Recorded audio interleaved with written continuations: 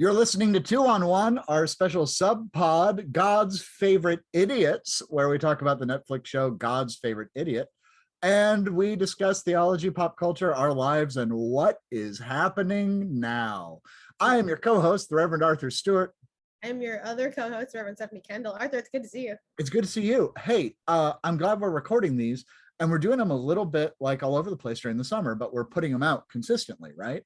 Yeah, we are. So I was at Aiders Camp in Kansas City, Missouri, and Aiders is a comprehensive sex education camp for incoming freshmen. Our keynoters were Lara Blackwood Pickrell and her husband, Chuck Pickrell. And I said, hey guys, you're wearing stoles. And Chuck said, yeah, I have this Jeff Wunrow stole. And I lost my mind. And Lara said that she loved our discount code and they love Jeff Wunrow. Who doesn't? Who doesn't love Jeff Wunrow? Well, you may not know this. Oh, I'm sorry. Yes. No, keep going. I'm going to tell you some trivia that I bet will surprise you. For 17 years, Jeff Wunrow Designs has been making ordinary time extraordinary by creating and crafting liturgical textiles ranging from stoles to paraments to altar accessories to banners to liturgical face masks in all kinds of varieties, denominational flavors, and colors. I love that. I think most people know I haven't stopped wearing my face mask. Just over these last couple of years, it's just become a part of me. And I love that Jeff. I love that they're just still out there and necessary. I mean, it's on the rise. COVID's on the rise again. Like, wear your mask, wear your Jeff Wunrow mask, and do it with your matching stool. Faith leadership, takes a lot, and it's about what we do on the inside, but it's also about how we look on the outside. Sometimes it's really easy to forget that just a quick rainbow or a quick, whatever on your personhood tells a lot about your theology. A mask tells a lot about your theology. And Jeff Wunrow has some incredibly sound and thoughtful theology for not only his company, but for those it serves, like us.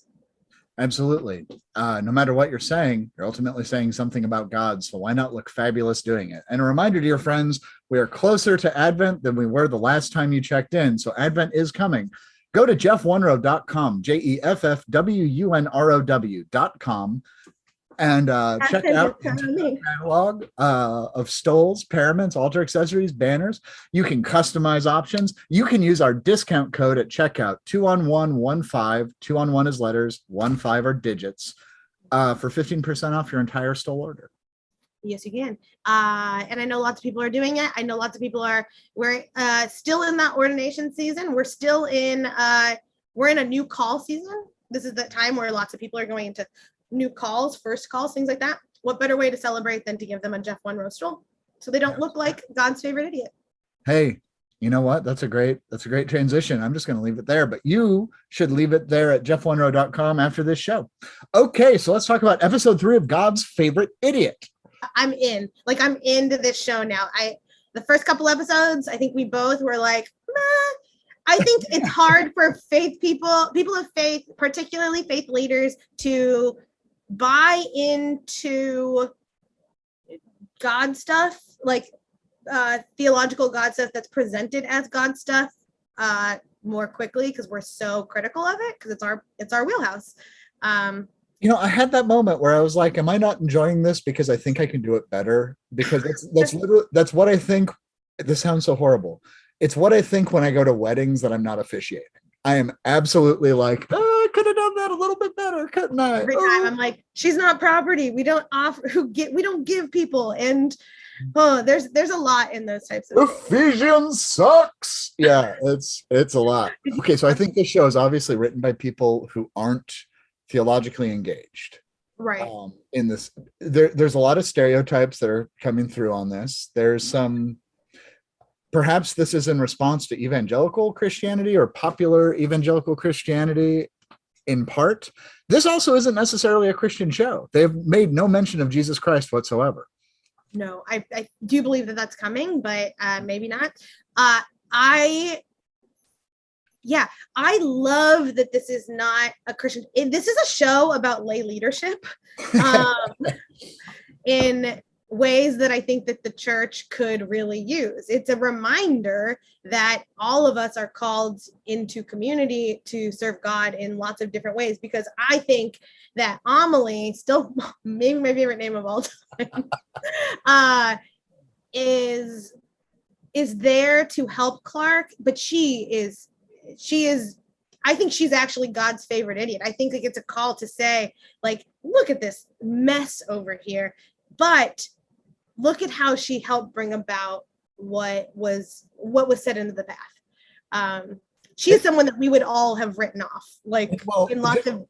just in case there was any hope of not writing her off, can we talk about the fact that she was wearing a Budweiser shirt with a vest over it? Loved the Budweiser shirt. It was so good. Well, and she's open about who she is. I think that there's something to all of that, right? You first meet her in episode 1, and she's like, I did a little bit of, drugs last night. Okay, I did a bit of drugs all week. And she's just like, it's fine. It doesn't change the truth that she is trying to bring forward, which is Clark is glowing. But I think that I think that this show and this episode in particular has a lot to say about those that we are in community with. And how, I don't know, it's like a gifts of the spirit sort of a thing. It's like we all have it. Community is dangerous because community requires vulnerability and authenticity and transparency, and all of those things can get you hurt. Yeah. And one of those things about, huh? Is that a little too serious? No, I think it's fine. But one of the things that I wanted to bring up, because I thought it was hysterical, and I think it's the crux of this episode. So I want to pose a question to you. But I loved one of the things we learned in episode 3 is that Frisbee is an angel. Yes. And like, wild. Like, I did not anticipate Frisbee being an angel. Part, I think, because Frisbee is a moron. Kind of, yeah, he's a tertiary. Like, he's a secondary character. Like, you're not really kind of trying to pay attention to him. You are absolutely invited into making fun of him. It's episode 1, and they find out he's an angel. And where I really like these characters is that they're still very much themselves, because after they find out, they still don't care. They're still busting on him, and they're still like, And he's not an archangel. He's lower middle management. Management, even in heaven. He's a what is it? A bureaucrat. He's a there's the fun German term. I can't remember. Thanks, COVID brain, from a long time ago. But right, he's a paper pusher. Yeah. I think in episode 4 they say, I wish you would do actual work rather than filling out papers about doing work. That might still be episode 3. Tune in to 2-on-1's episode for God's Favorite Idiot season 4 next week. But no, so I was wondering though, because again, it's Frisbee's someone that they've just ragged on, not in like a super, it's kind of mean. I was gonna say not in a real mean way, but it is. It's mean. It's malicious. It's intentionally poking at them. It's the way. So it's like with Family Guy. I don't like Family Guy, never have, and they are absolutely just malicious towards Meg. And there's a lot of like really misogynistic. It's one of the reasons I don't like the show, but like Meg is just treated horribly. And it's I'm not a fan of malicious comedy because it's kind of punching down. Yeah. But I think there's a resilience to Frisbee because they're punching down, and he's just like, shut off, everybody shut off your ringers. Amelie says, putting on a sleep mask, and Frisbee goes, 5-minute break, everybody, and turns off the lights. I know. It's a both punching up and punching down, because he is also their boss, which is so there. It disrupts the power dynamic there that I do appreciate. Okay. But it made me think. So who is someone in your life that you are really hoping isn't an angel or directly tied to God? Because we all have them. I'm going to tell you a story from my church in Dallas. Okay. I served a church in Dallas. I'll just say it. It's Midway Hills Christian Church. Yeah. Hi, Midway Hills. Next door to Midway Hills on the south side is the Da Vinci School. And it's this, gold lead, green certified, kind of hippy dippy, but also in North Dallas. So very hoity toity day school. And we had this tree bush thing on our property. and it had branches that hung down, and we discovered somebody was living under the tree. But we discovered it because he or she would push their defecate and their empties under the fence onto the Da Vinci School playground. Sure. So what bothered me is we didn't say, how can we be more hospitable? Like, how can we maybe approach this person and say, can we install a porta-john for you? Can we put a trash can by the tree and see what happens? Sure. Can we do something that I just walk out one day to them cutting all of the tree branches off so that this like tent essentially that was made was gone. Oh. And I was told later, I got so mad about that, but apparently what I said was, if that man is Jesus Christ, I'm going to be extremely pissed off. So I mean, you know, hospitality, we have to entertain angels among us. And I know Jesus wasn't an angel, but it's what if like everyone has a capacity to be angelic, and, you know, that wasn't as specific as I think we meant to be in the story. No, that's okay. I think, honestly, I think my mom would be one that I'd be really like, oh God, because everyone wants to be like, my mom's an angel. Like, I love my mom so deeply, so dearly. Like, I do. But we are so much alike that we often hit heads. There's a lot of challenges in our relationship too. And I'm grateful for them because they teach me things. I'm grateful for her. I love, like I said, I love her deeply. But if one day she was just like, I'm working for God, I would be like, this is an interesting relationship than I have with the divine. So, okay, I didn't know parents were on cue. Yeah, I think anybody, if they're like, oh wait, I've said horrible things to an angel because they're my parents. Yeah, I think that's all of us. My mom is moving in shortly, just as a total side note. So, I mean, so be kind to her, and in hopes that she is not a middle management angel for God. I had a boss at right before I moved to Texas. I worked at a sheet music and instrument rental store. And it was amazing because I didn't really need the job. I just needed something to do before I went to seminary. And I got to work with my best friend at the time, who's now just this brilliant composer out in New York. I really wish you guys would hang out, side note. And my boss was the most chill person I've ever met in my life. He was a shorter man, so I called him Short Stack, and he just thought it was funny. He was only particular about what music played when the store was open.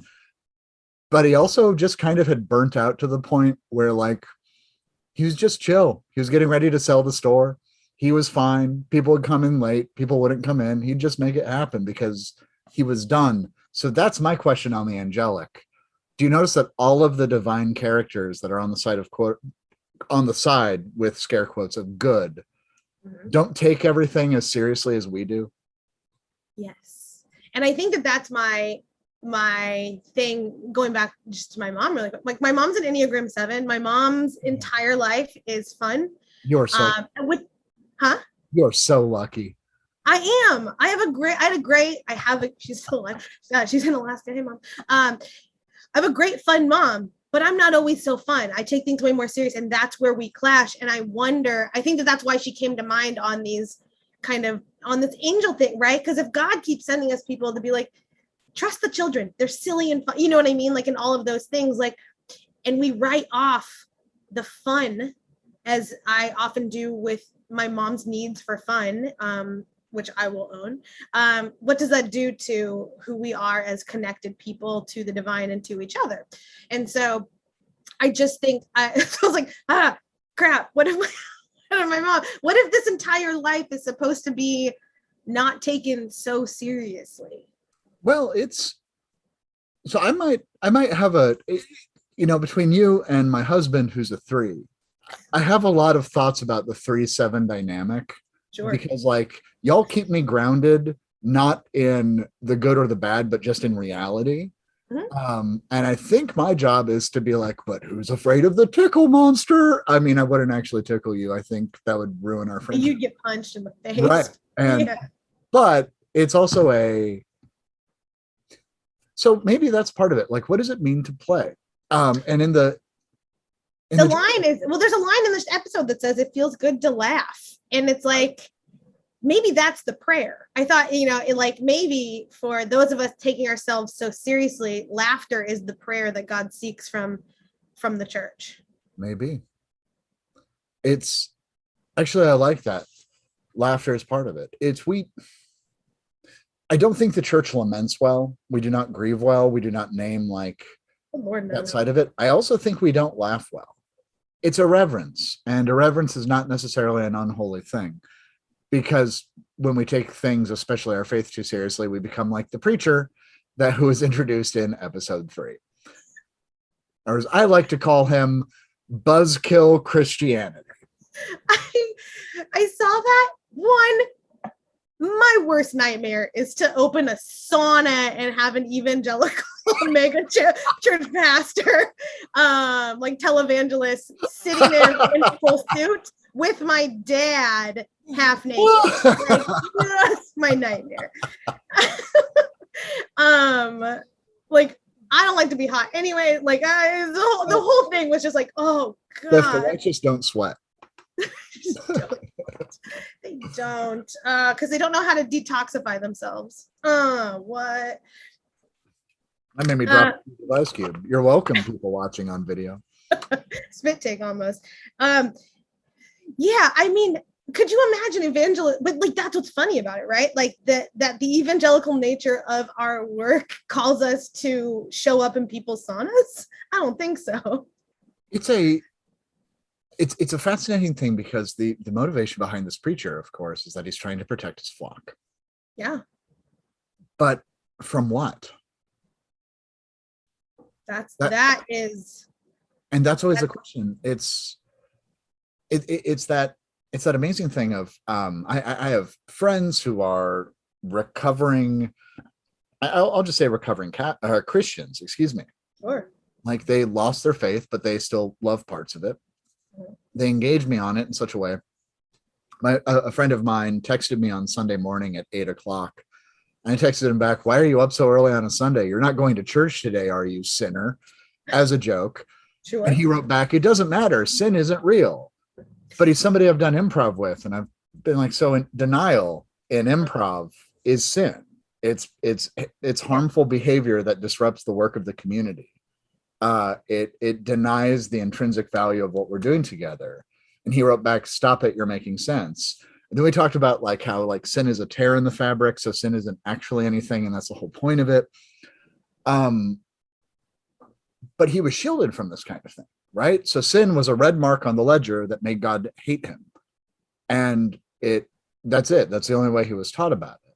And the Bible was the fourth person of the Trinity. And if the King James was good enough for Jesus, it was good enough for him. So it's protecting people from what? I mean, isn't that the $1,000 question? Yeah, I mean, I think because even in the one, I really like that Clark still is not like, I'm a Christian, right? Like we actually don't know what God, we assume this is a Christian God. Have we been given that information? It's just like God. We've been given pointers towards an archangel, which we know biblically, like we can place in timelines, but we have not been told. There has been no Jesus. So Clark quotes Jesus in the Sermon on the Mount in the first or second episode. Right. But they're also reading the Vidya, what is it? The Hindu texts. Yeah, well, they're reading lots of texts. And so we don't actually, I mean, we can guess it's Christian. He's Christian in nature because he starts quoting Christian scriptures and summarizing and translating them for people. But I like that it's not like, look at me, I am chosen, like there is, I don't know if fear is the right word, but because he kind of just goes along with it, but there is a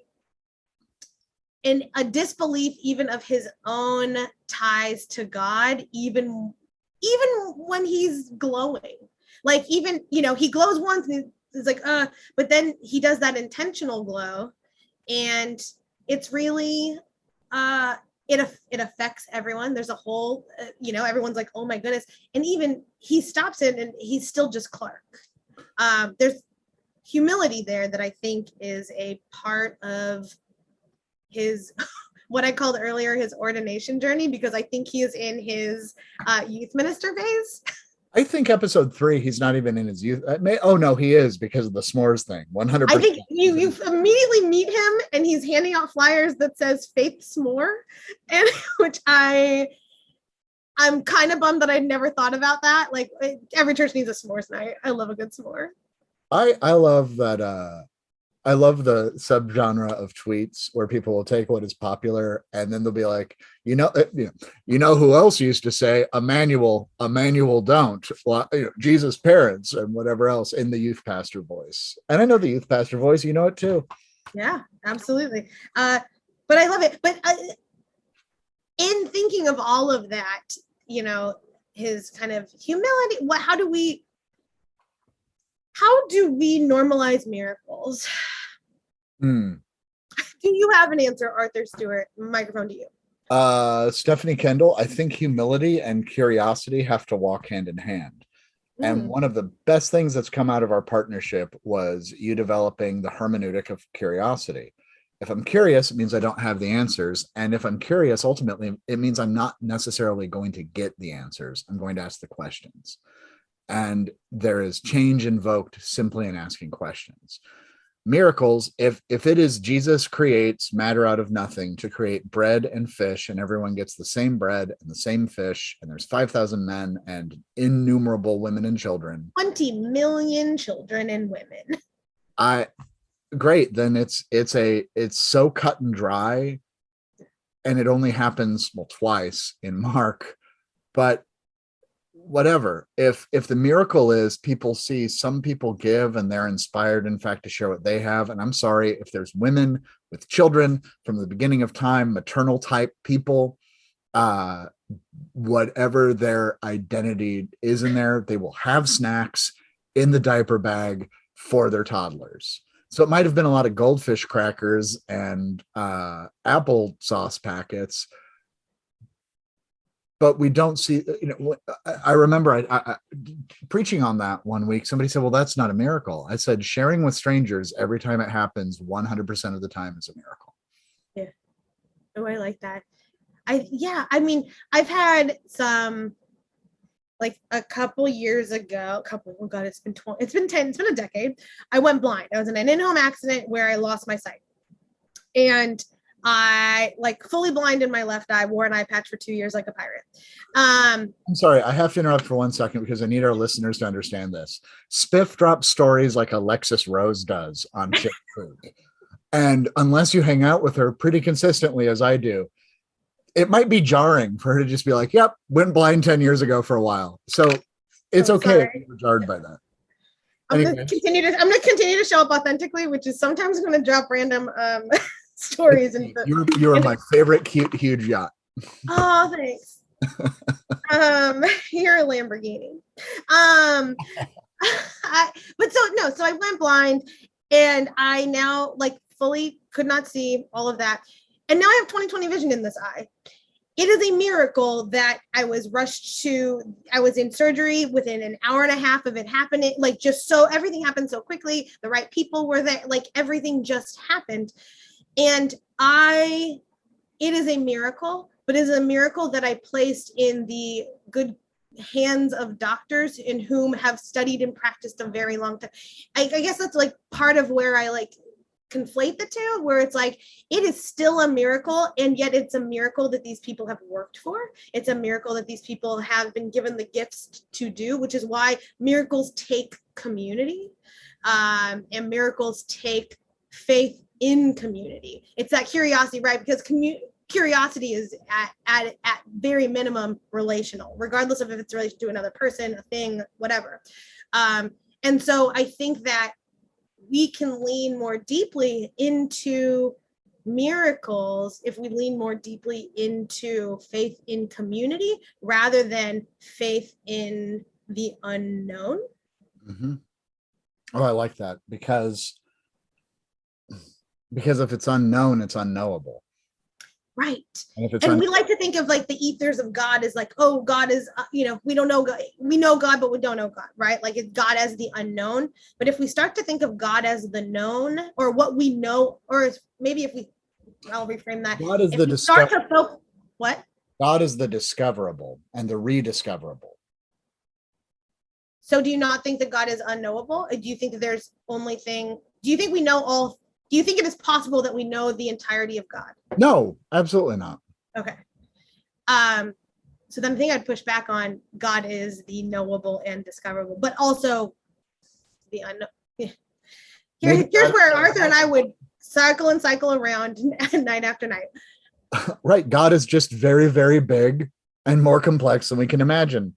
Yeah, exactly. But I think the miracles are when we can lean into what we know about God and see that in the community and lean faithfully into each other as the parts of God that are known and are discoverable and often rediscoverable, because even my doctor who put my eye together, hey, Dr. Savar, the brothers Savar, who, side note, I mean, this is where you're like, I came out of surgery and I couldn't open my eye, but when I opened my good eye for the first time, I turned my head and I invited my surgeon to Palm Springs and called him Dr. Hottie Pants because I'm great under anesthesia. So here's hoping that Dr. Hottie Pants, which is now a nickname that his brothers call him because it's a family practice, and I was the jerk of a patient who just came out of surgery and coined it. Like, here's hoping Dr. Hottie Pants is not a middle management angel that gets called consistently Dr. Hottie Pants. Okay. I need to tell you about my middle management angel when you're done with your story. Yeah, of course. I'm just, because that's sexual harassment. I did not mean it. You know what I mean? But it's like, but you were also out of your mind on drugs. 1000%. Yep. And so, but it's the miracle that they knew that they didn't know that my sight would come back fully. Like, they kept telling me it probably won't. But we did the things that they knew to do best, and we did them consistently, and we did them together. And they listened to me because I cannot have this eyelid flipped. Like when you go to the, and I just told them, I was like, with my trauma, it makes me too anxious and I won't be able to sit for you. And they're like, okay, let's do this a different way. Even though the easier way is to have them flip that lid. So it's experience. My anxiety helps me, my lack of anxiety helps me heal, which is them listening to me, which is me having faith in the knowable God in each of them as they perform this miracle of sight. And there it is. It's experience, it's skill, it's listening, it's community, it's participation. It's even using the hard edges that we have in order to define the boundaries in which we can participate. It's I like that. I'm ever going to say that I get to Paul. You say that now, but I'm a Jesus girl. I'm sorry. Hey, you know what? Paul also was a Jesus girl, so it's okay. Yeah, she was. So okay, tell me your middle management story. The middle management angel was my godfather had a huge heart attack. He was in terrible health. They got him to the hospital. He was stabilized, and he was turned down by numerous surgeons because they thought he was such a long shot. They didn't want to ruin their stats. Like, you don't take a 3% case. Sure. And as my godmother tells it, my godmother being the one who left the voicemail on my cell phone when I was at church, which was, hello, darling, there's nothing to worry about.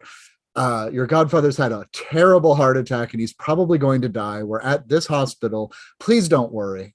So, of course, I get the voicemail and I'm like, I have to leave right now.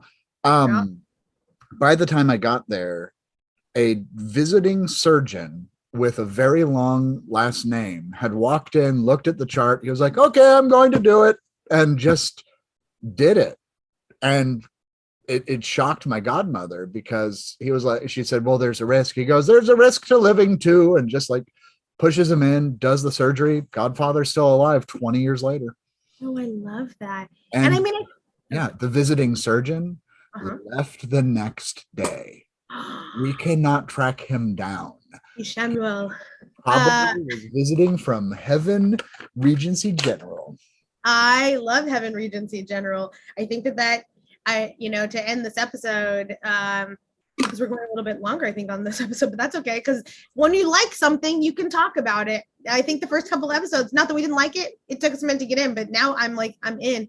But I think that Samuel coming up and saying, it's not that bad, and then they're like, okay, it could not be that bad, or is that next episode? I think that's that episode. So tune in next week, friends, for episode 4, because that's next week, as I bring up again, what does it mean to be just faithfully honest? What does it mean to live a life of truth? And that even the angels sometimes don't do it. I found to be very enjoyable. Yeah, we'll talk about angels, about diabology, about Satan, and about why white wine is Karen juice in our next episode. A reminder that 2 on 1 and all of its manifestations is brought to you by Jeff Wunrow Designs. You can go to Jeff Wunrow, JEFFWUNROW.com. How do you like that spelling, Shonda Jha? For the entire catalog of stoles? No. Okay. I just don't get it. Shonda said once that in an episode that it sounds like I never know how to spell it. Okay, sorry. Go back. This is your friendly reminder that 2 on 1 and all of its manifestations is brought to you by Jeff Wunrow Designs, celebrating 17 years of making ordinary time extraordinary with their liturgical textiles. Check out Jeff Wunrow, JEFFWUNROW.com for the entire catalog, customization options, and of course, use our code 2on115 at checkout for 15% off. On behalf of 2 on 1, I'm one of God's favorite idiots, Arthur Stewart. I'm the other, Reverend Stephanie Kendall. We're just listen. I think idiot is now a term I strive for if it's called to be in community like Clark and Amelie. Amelie, good Lord. We'll see you next time, folks. Bye. Get more 2 on 1 at 2on1project.com.